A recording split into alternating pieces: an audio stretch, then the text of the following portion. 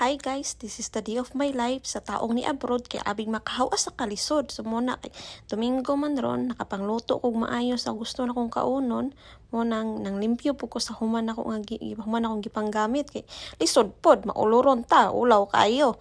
So muna panghugas diri, hugas didto, trapo diri, trapo dito. Muna yung akong kuan sa weekend din kana guys. Mga kuan na mga expired goods na so kailangan naglagot jud ko na sa akong galingon kay nganong wala ko gipangtan-aw.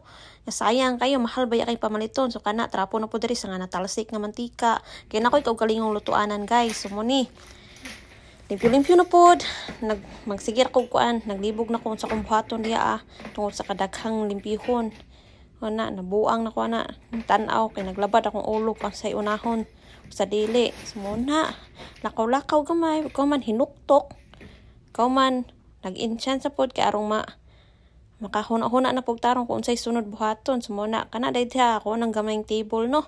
Dira ako nagasulat-sulat, naga-craft-craft bisag ako tay talent na gud pangpawa lang sa kakuan ba sa kamingaw. Na dira gipanglabay na nako ng uban bisag magamit pa kay samok na jud kayo.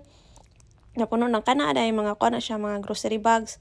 Kay arong di na ko magpalit og kanang inig mo mamalit ko sa grocery na pod. So muna siya, muna akong Domingo. Diha na human. Bye-bye.